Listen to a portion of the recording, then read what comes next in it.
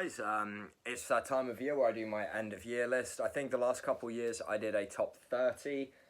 I was going to try and do the same here, but I think I actually have 51 albums here, and that's not just a case of including everything that I've even liked or bought. I really had to whittle it down. It's just been a really good year for records. So yeah, you're going to have to stick with me. I'm going to try and keep this a bit shorter, so I'm not going to talk about the bands or the labels. I'm just going to show the record, say what it is. They've probably been on my 10 metal bands you haven't heard, but should, as a lot of this is underground stuff.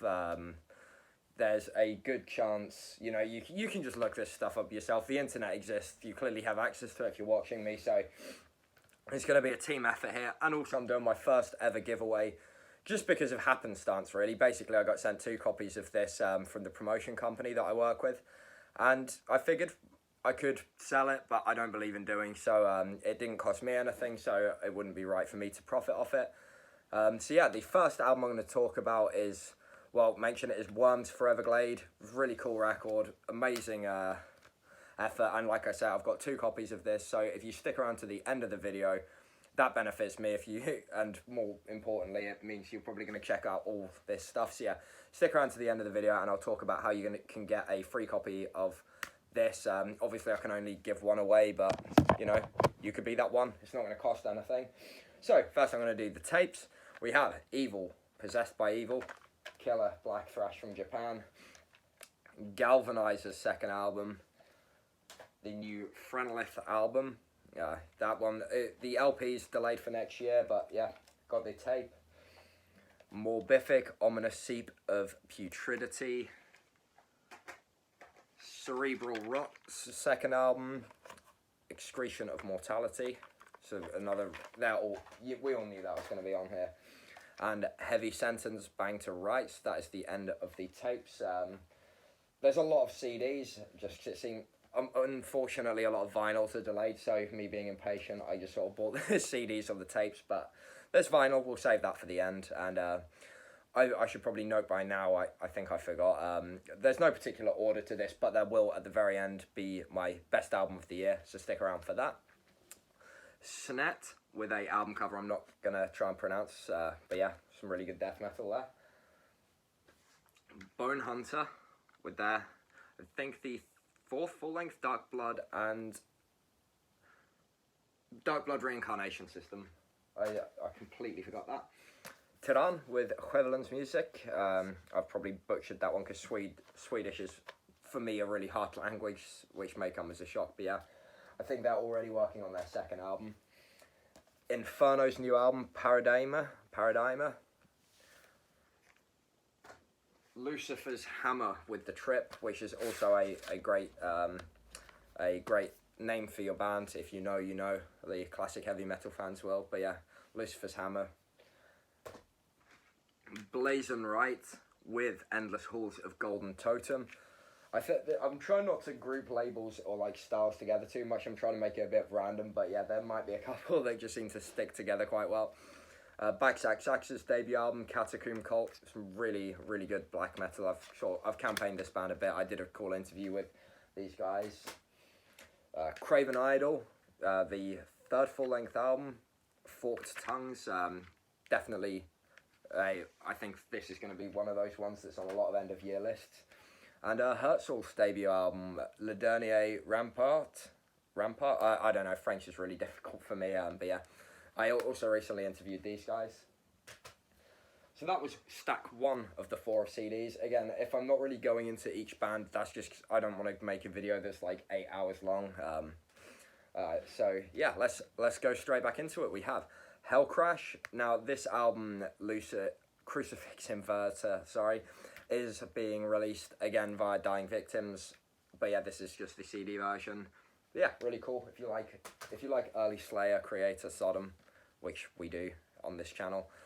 Chamber of Unlight, some cool Finnish stuff. There's this video when I started putting it together, there wasn't tons of black metal, and then when I've sort of so I go through my list of stuff I've reviewed, press kits I've got sent, and then just stuff I've bought, and basically collate the best from each.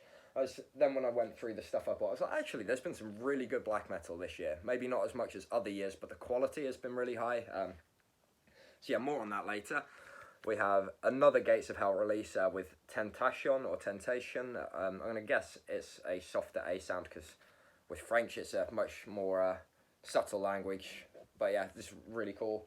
You'll notice a lot of Gates of Hell releases in this video, and they're probably the underground label that, for me this year, just put out nothing bad. So yeah, we have Hexorcist. I know this is going to be on a lot of end of year lists. I don't know if I think the vinyl is out. I recall one of the guys telling me. So yeah, that artwork I can definitely see on a lot of LPs looking really magnificent. The second Mortiferum album, Preserved in Torment. Of course, like a lot of people are going to be interested in a new Mortiferum record, and it does not disappoint. This is a release that I thought actually came out last year, and I was wrong, but we have Pounders, Breaking the World. This is just it gives me the same feeling as listening to Classic Accept and bands like that, and like Warlock and stuff. That kind of thing never gets old to me. Ruins of Beverast, a nice long album that has a lot to take each time you listen to it. Classic band for me, Desaster, one of my favourite thrash bands, sorry. It's not quite one of my favourite thrash albums. The early stuff, like Hellfire's Dominion and Tyrants of the Netherworld, definitely is. But this is a really great album. Disaster have just stuck to what they do best and not got kind of repetitive with it.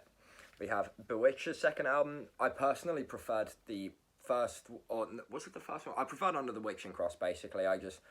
It's felt a bit more old heavy metal to me. That's just my taste. But yeah, Cursed Be Thy Kingdom is still an amazing record. I still gave it like a 9 out of 10. It's definitely not a low ranking record.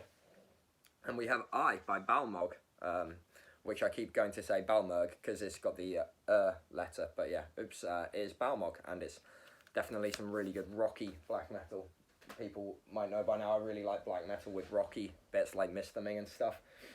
Next we have some Bolt Thrower Worship from Chainsword out of Poland, really good, and they kindly signed this for me. I think there was an option maybe where you ticked it to get it signed. I'm a bit of a sucker for signed stuff.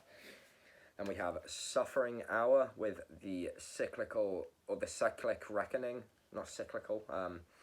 Yeah, that was a really cool one. I think a lot of people are gonna. I think that was quite early in the year from what I recall, and that's the tricky thing with making these videos, is it's very easy to think of things that came out, say, in the last 4 months and go, oh shit, this came out this year, not last year, because it's been one of those years, especially where it feels like the last year has maybe been 3 years.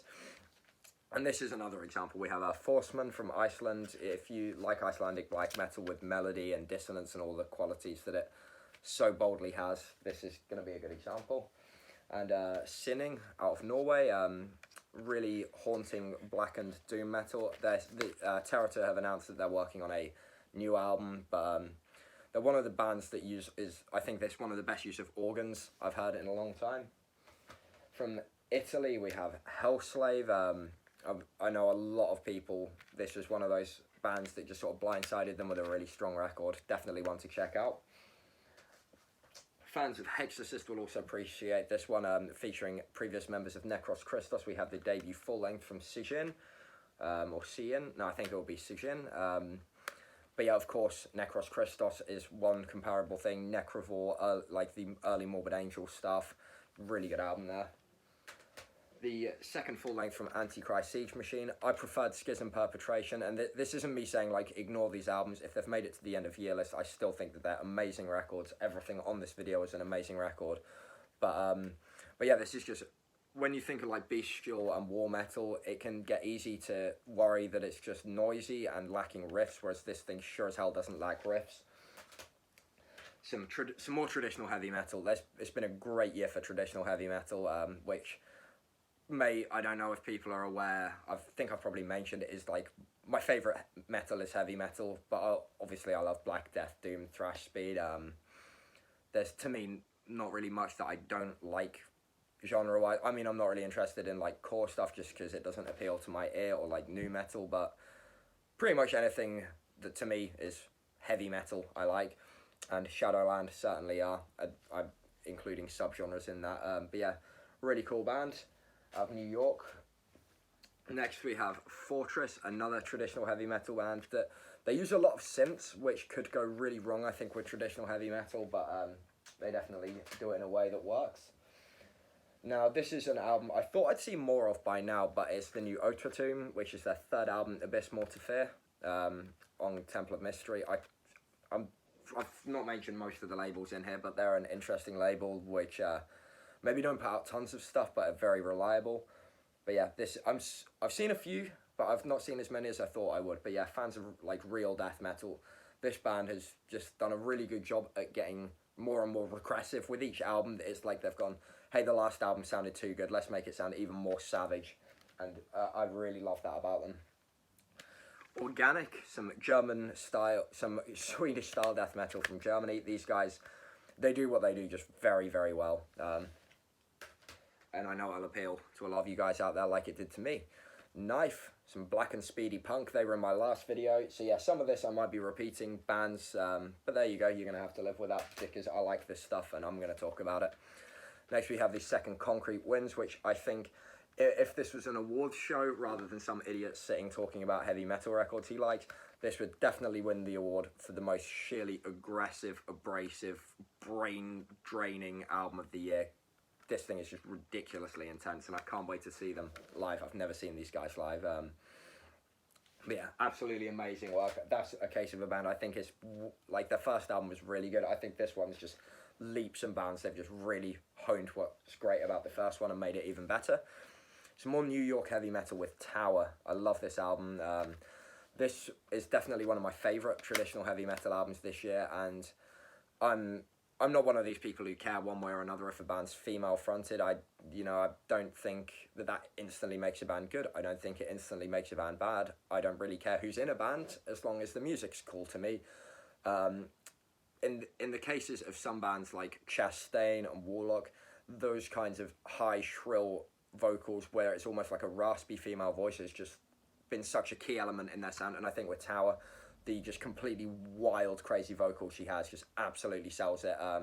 The whole band's amazing, but that is just, it just blows it out of the park with the vocal performance on this record. So yeah. Next we have the new Archgoat. This is probably the most different album Archgoat have done ever. They've still got the Archgoat sound, but they've maybe injected a bit more like speed and stuff in their sound, which is just, it just really works. There's some really surprising moments, and Archgoat being Archgoat, who's to complain about that? Next we have Infernal Power by Lucifuge, just really killer, black speed. Another band I thought this would be one that's talked about a lot more is Gargoyle, and their Hail to the Necrodoom, which is very much worshipping of like Mortuary, Drape, Mystifier. To me, those are like some of the most classic Black and Death bands. Roots being another one, that kind of stuff. I love that sound, and I thought a lot of people did, and I'm surprised more haven't talked about this. So if you missed them on my video a while back, there's definitely a real underrated one this year for me.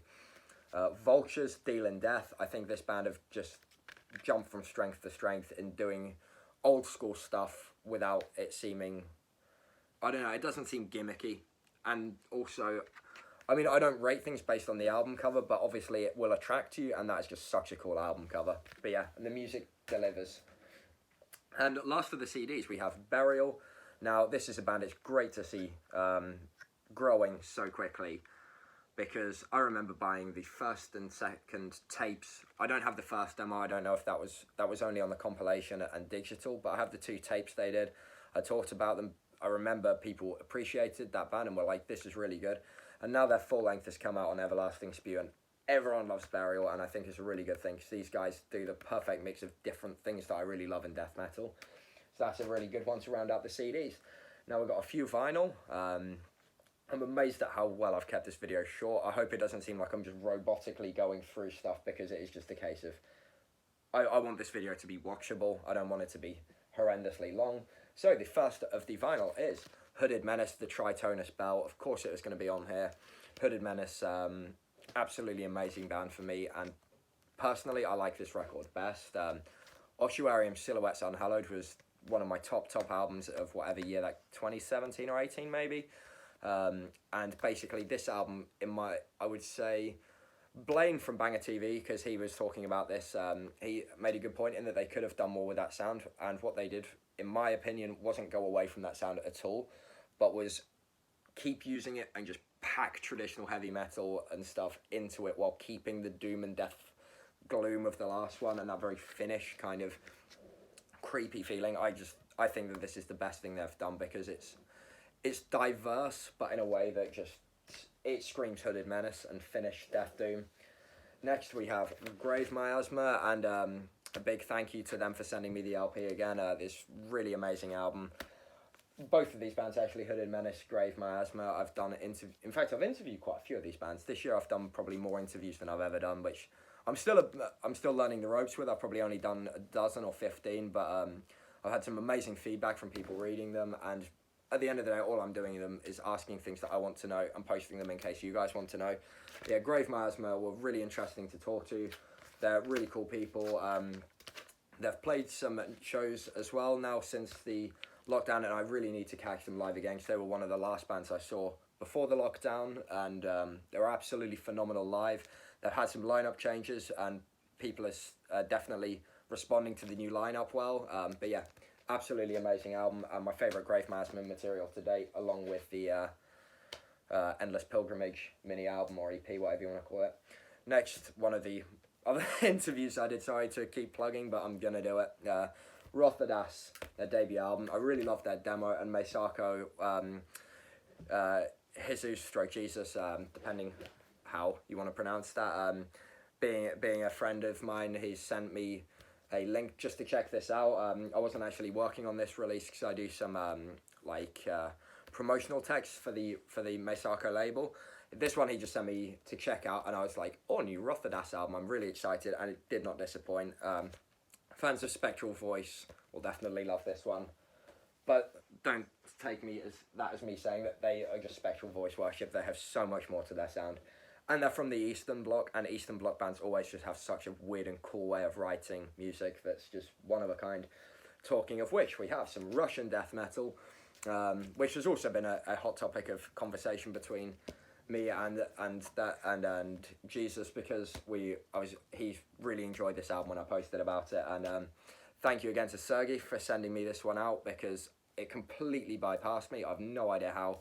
But it's just amazing death metal.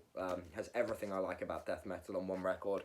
Straight out of Russia, a country you might not think of as like one of the contenders for a lot of death metal in this vein of recent. But this thing stands head and shoulders above a lot of its contemporaries. Just really amazing record from Gosudar. That's a hard word for me to say, apparently.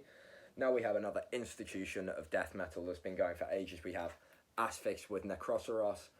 A lot of people seem to love this album. A lot of people seemed iffy on this album. A lot of people just said it's an Asphyx album, it's a good album. To me, this just is everything that I love about Asphyx, from the kind of doom and death being so perfectly in harmony to just really catchy riffs. Their songwriting is impeccable, because people might not think of death metal as like a catchy genre, but this is like real fist pounding stuff, and it's just great. I love it. And now for the moment of my album of the year, which is probably going to be the most anticlimactic reveal after me talking to loads of you about this album, but it's just phenomenal. We have Poison Palinopsia by Qrixkuor, absolutely stunning. This is one of those cases of it being more of an experience than an album. I mean, from the artwork to it's 2 songs, it's one per vinyl side. They're like 25 minutes each, which is going to scare off loads of people, which I think almost adds more to its charm, because when you take away all these layers, there's just so much here. The combination of musicians, the main character whose stage name I've forgotten. I know it's an initial, but I don't want to say his name in case he tries to be anonymous. But anyway, he got Kusabs from Vasa 4 and D from Grave Miasma to drum. Kusabs playing bass, of course, who are 2 of my favourite musicians for a start. And it's just, everything about this feels perfect. The production, it just is such a magnificent example of black and death metal that will warp your mind, take you to unknown places. I mean, the presentation is perfect. I just am absolutely blown away by this album. I don't have enough good things to say about it. And it's made even better by, you guessed that, I did an interview with them. So, read that on my site. Okay, so now we're going to get back to that Worm album. So if you want to win that, I'm going to post this video on my Facebook page, which is Natskog. If you search that and for some reason other things come up, I don't actually know. Believe it or not, I don't tend to Google myself. there'll be a link to my Facebook page in the video description. Simple. Share the post, which I will pin, of my best of the year video. Make sure it's public, because otherwise I won't see it, and as much as I'd appreciate people doing it, it's not going to get you an entry because I'm not going to see it. On New Year's Day, let's say, maybe I'll do it the day after, but 1st or 2nd of January, around that time, I'm just going to copy and paste everyone's names into one of those random word things. I'm based in the UK, but it doesn't matter where you're from. I'll ship it wherever you are at my expense. That's completely fine. You won't be expected to pay post. I'll see if I can find some flyers and stuff too, because I do have a drawer of flyers, so I'll try and remember to make some cool stuff. But yeah, what you win again, Worms Forever Glade on 20 bucks spin. I don't think any of you are going to be disappointed to receive this if you've not heard it. So it's just a cool opportunity. It's a way of me saying thank you to people who sit around and watch someone talk about heavy metal. I dig through so much music, so I can give you guys really good metal music to enjoy. And, you know, if you guys are taking that on board and supporting these bands, I'd love to, you know, make it worth your while. And this is my way of doing so. So I hope you guys enjoy this. Whoever wins it, I will be in touch. It's going to be put in a random name generator, and no matter where in the world you are. So it's completely fair odds. Unfortunately, I can't just dictate that it's going to be someone who lives locally. But yeah, I hope you guys have enjoyed my end of year list. It's important to say there's things that I wanted to talk about that didn't arrive in time, like the new Antediluvian, the new Destructo. Sadly, that's just the way it is, and I don't know when I'm going to get it. Morgul Blade is another one. There's plenty of stuff that came out this year that's amazing that I wanted to keep this video around.